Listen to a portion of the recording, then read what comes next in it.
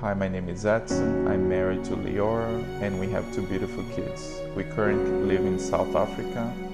2 years ago, my wife was diagnosed with stage 2 breast cancer and currently she's still on treatment. And all of this, I like to share the story of how God has been present to me as a husband and as a father.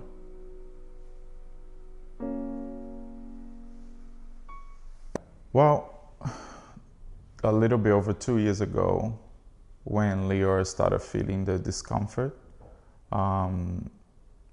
nothing went through our heads because we thought maybe it was just like a muscle pain, or maybe it was just like nothing major, maybe she hurt herself and was just like hurting.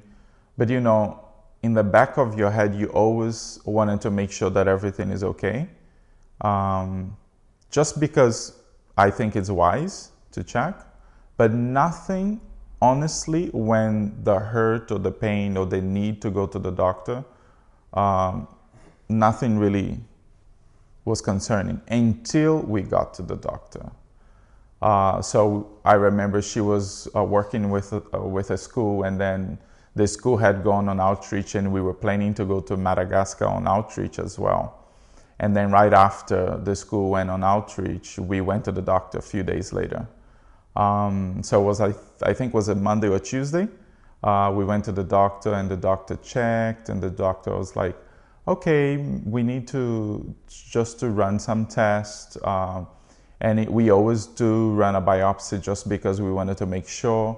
I want you to do an ultrasound and all of that. So we did all of that, and the doctor started to talk about breast cancer in women because that's their job. It's common nowadays. There's so many types of treatment, blah, blah, blah, and so forth. So that conversation, that's when everything started. Oh my goodness, we don't want to think about that. Could be a possibility, but what if?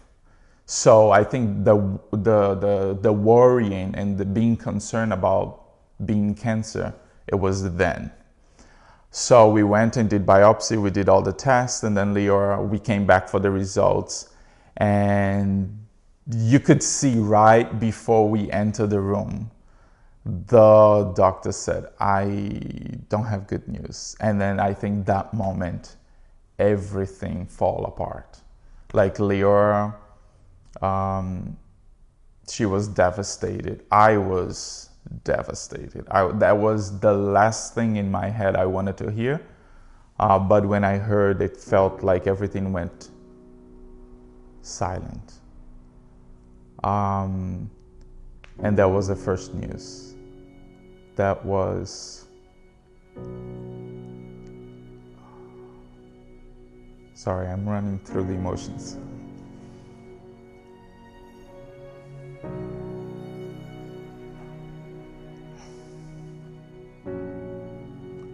I just couldn't believe that was happening. And all I could think about was death, because all I knew was people who has cancer, they've been battling with cancer, they die. And it's never a good ending. I wasn't thinking about good ending, even though there were so many treatments for it. So the feeling of my wife dying was so real. It was devastating.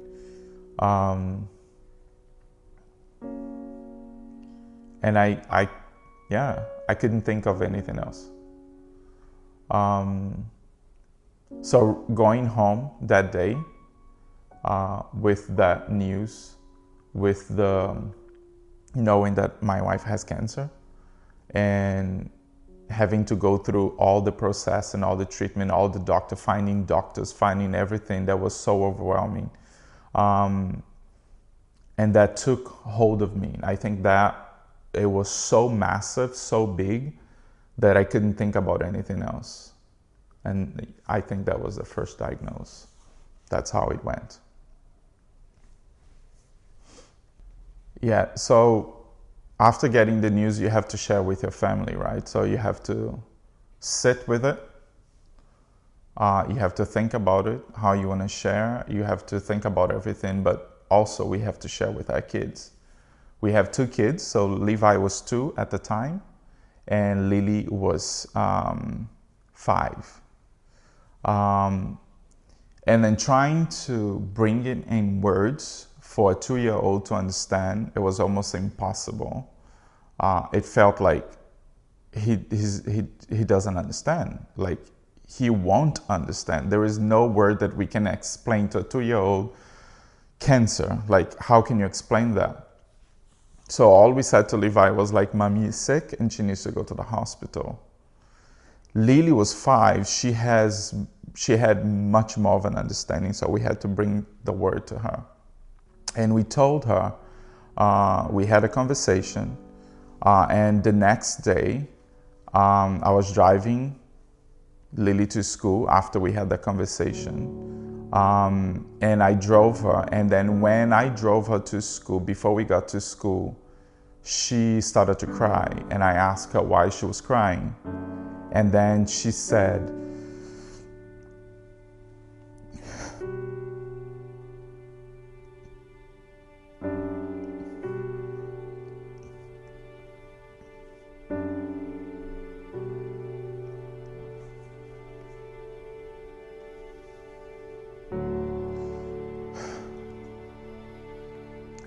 Daddy, I don't want Mommy to die. That was so devastating. That was like heartbreaking. I couldn't handle that. I couldn't deal with that. Knowing that my daughter is thinking about death the same way as I was thinking, because I was also thinking, like, I don't want my wife to die. And then now it's my daughter, 5 years old, thinking about, no 5-year-old should be thinking about, like, my mom is gonna die because she's sick. And that, for me, I couldn't handle that.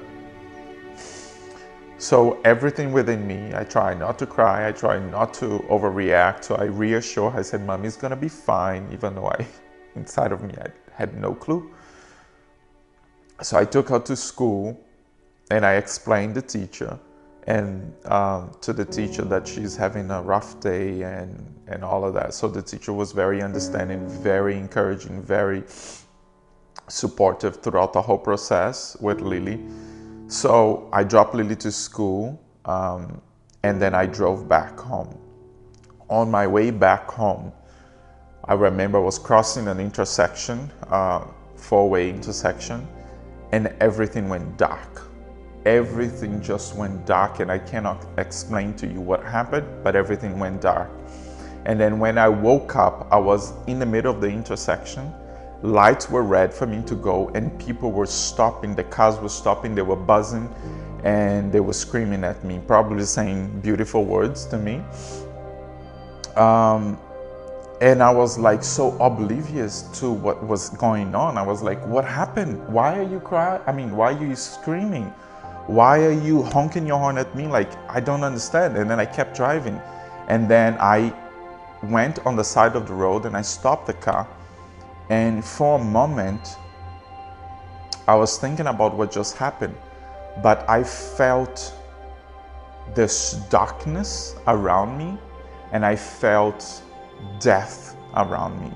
And I heard a evil laughter on the back of my ears, laughing at me, literally laughing. And I was like, I could sense the presence of death around me. And I don't know how to explain this feeling, but it felt almost like there was no life, there was no hope, there was nothing I could do that was going to stop this from happening. And there was a dark moment. I felt like inside a dark hole, and I couldn't go anywhere. At that moment when I felt all of that, I literally just started crying, and I started to call the name of God and to call the name of Jesus. And I was like, please help me. Like, I can't handle this. And that same day, I drove to a mountain nearby, And I think that was a turning point. So I drove here after the incident at the robot, at the traffic light. And I came here because I love the ocean and I love the mountains. And every time I drive this route, I am like wowed by the beauty and wowed by the, like the creation of God. But I came here because every time I come through this route, I always feel like, like this is God's creation. So I felt like I could meet, in some way, somehow, I could meet God over here in this drive. And as I drove here, I was looking at the ocean and at the mountain. I felt so angry. I was so upset. I was so angry. I said so many things to God that you cannot even imagine. And I know He can handle everything that I said to Him. But I was filled with emotions and anger, and I was like asking Him, why? Why are you allowing this to happen to my wife? Why are you allowing this to happen to us? I asked Him so many why questions. And then one of the questions I said to God, I was like, why not me? Why don't you pick me? Why I cannot go through this? Why you have to choose my wife to go through this? I was blaming Him the whole time. I cried, I screamed, and I felt like I was in court where the judge is there listening to me pleading for my case. That's how I felt.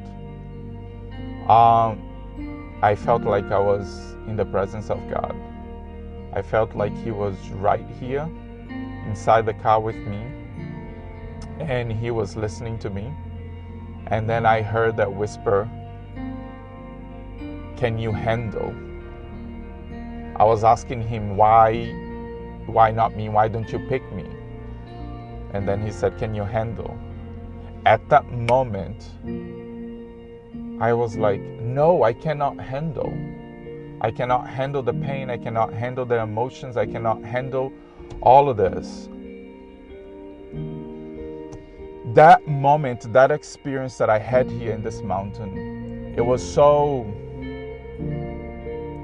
powerful that I left here knowing that I was not by myself. I left here knowing that God was walking this with us. So when God asked me the question, can you handle? I understood what He was trying to say. I understood that I was the best support system for Leora at that moment. And that gave me kind of assurance that, that everything was going to be okay. But one of the things that did not take away from me or from that situation after this encounter with God, I literally felt like I was before Him. It didn't take away the pain, the ups and downs, but His presence was with me. And I knew He was going to be with me. I was doubting the presence of God. I was doubting His existence because how can a God allow this to happen to me? Now I know. After this encounter, I knew His presence is so strong, was so real. Like I said, I was before the judge, and I knew was Him talking to me. I knew that this experience has changed a lot of how I view God and how I view people, how I view things.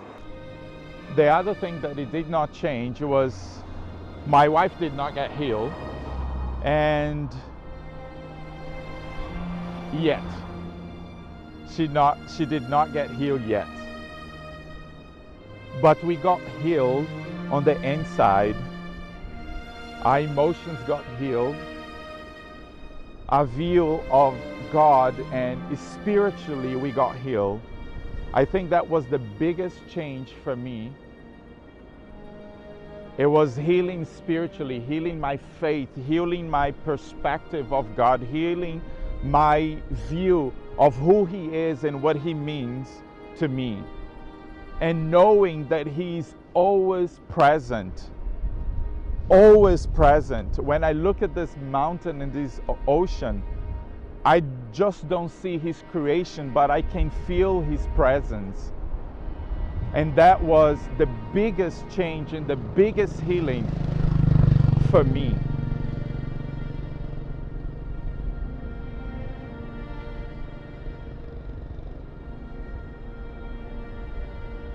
This was definitely the turning point of this journey.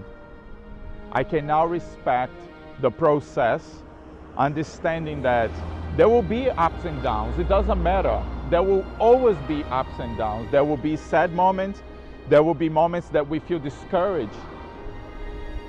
But the point is not wiping those things away and forgetting about them and then try to live a life that those things doesn't happen to normal people. They do happen. But it's how you stand and how you believe and how you take that moment and you respect those emotions, respect the process. He's always there. This place, it will always be remembered as the place that I encounter God and where I got my healing and the strength to carry on supporting my wife through this. It would never be forgotten.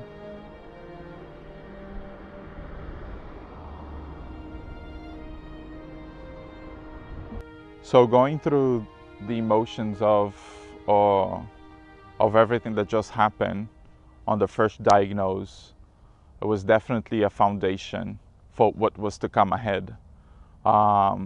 We did not expect the second diagnose that came after she had complete chemo, radiation, and a minor surgery to remove the lump.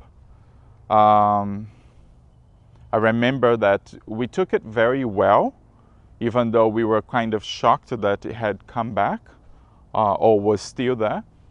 But we took it well. We remained positive and we said we will continue fighting. Even if that means we have to take more chemo, we have to do whatever needs to be done, we'll continue to fight. And then, after she had complete the second chemo and had done surgery, then we got the third diagnose. And that shook us a little bit because the intensity of the diagnosis was much aggressive than before. Instead of being stage 2, now it's stage 4. That really brought a lot of emotions and a lot of sense of discouragement, but never for a moment we felt we were alone. Never for a moment we felt that God was not with us. And I remember leaving the office, the doctor's office, with my wife, and I said to her, "Don't be discouraged. We will continue to fight. There is so many people around the world that is also fighting with us. Don't look at this as the end, but look at this as a continuation of the manifestation of God's healing in our lives, in our family." And it took some time to process all of that. It took some time to finally realize, okay, I'm not done in this journey yet. We will continue. You know, but the beauty of all of this in this journey is that there is a sense of, you know, when you're going through a situation like this, regardless if it's cancer, if it's diabetes, if it's death, if it's depression, there is always a support system that is available to me, to you. And we need to recognize that when we when we go through these things, we need a support system. But number one, you need to recognize the existence of God. He is that. You're not alone. Number two, you need to allow yourself to go through the process and respect the process, not running over the emotions, not running over the steps that you need to take. And number three, you need to create that support system with families, with friends, because you can do this with others together. And from my wife and I, we would not be here where we are today. I would not be speaking to you. I would not be here, or I would not be supporting my kids. My kids would be completely different. We would have had a completely different background story to this if we had not respected the process, if we had not built a support system for us. You could be going through health issues, might be cancer, might not be cancer. You could be going through depression. You could be going through a death of a loved one. There's many circumstances in life that cause us to be in this place of questioning, are we alone? How am I going to handle all of this? How I'm going through all of this by myself? Or is there anybody that can help me? Like, there's so many questions that you go through. And trust me, they are real questions, and they are normal. They are also part of your human being. You ask those questions because you want answer. And when we don't see the answers, and then we freak out. And it's completely fine. What I'm trying to say is that you need to respect the process. You need to respect the feelings. You need to respect everything that you're going through. But you cannot do alone. The support systems that I am to my wife today, I could not do that by myself. I had to create a whole another support system for myself, where I talk through with friends and family members and people who are there to pray for me, but also to encourage me. And not sometimes always to say something good or positive about it, but just to listen. And you need that as well. You need that. I need that. My wife needs that. You also need that. So don't take for granted what you're going through by supporting a loved one, by supporting a friend, by supporting a family member, by supporting your grandmother, your grandfather, your father, your brother, your sister. Don't take for granted. There is always someone watching you. For me, what has given me the push as well, other than God and my wife, because she's also fighting every day for her life, it's also been the encouragement of people in this journey walking with us and saying amazing things, but also saying, watch out for these things. Do not allow this to take over you. Do not allow these stuff to overtake the perspective or the image of who God is in your life. Yeah, so I hope that this video, this message, can come to you and can help you to understand that there is a God that loves you so much, and He cares for you, and He's with you. You're not alone. That there is people who is watching you as well, that they are looking up to you as an example. God is also in those moments. God is also in those moments when you feel like lonely, depressed, and everything is running out of control. God is also there.